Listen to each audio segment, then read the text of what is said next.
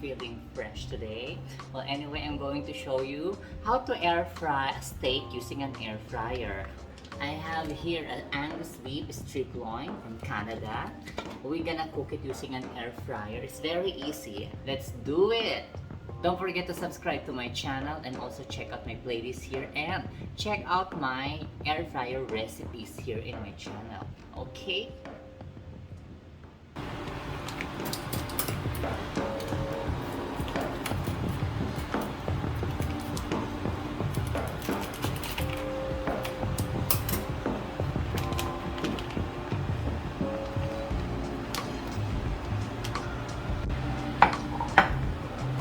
Yes, for our Angus steaks, we just need some salt.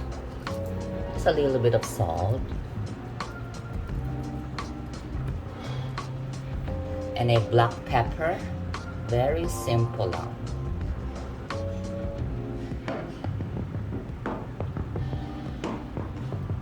And a little bit of parsley. Just a little bit. With it.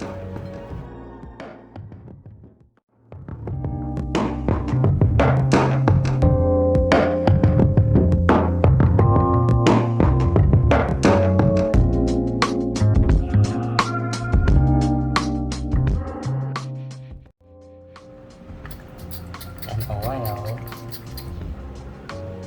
just a little bit of olive oil,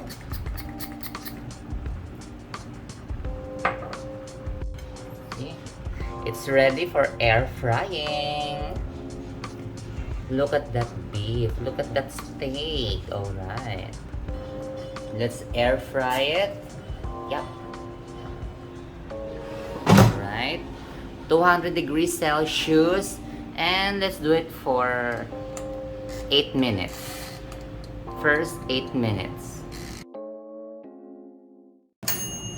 Yes, we're done with our 8 minutes.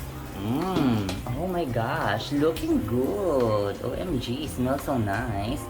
Well, we have to flip it. So, I actually prefer medium well or well done steak, but if you like to have a medium rare, or kindly check minute by minute your air fryer. But me, I prefer a medium well or a well done steak. So do it again. Additional 8 minutes. Same temperature, 200 degrees Celsius.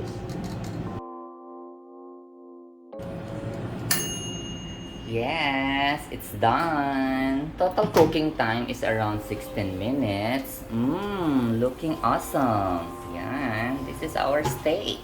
Well, this is very easy to do using an air fryer. Let's check it.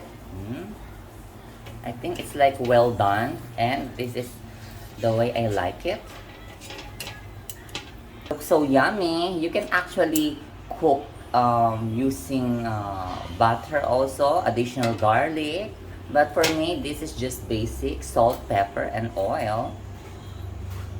Don't forget to subscribe to my channel, guys, and also you can give me tip just clicking the super thanks below, and check out my other air fryer recipes here in my channel.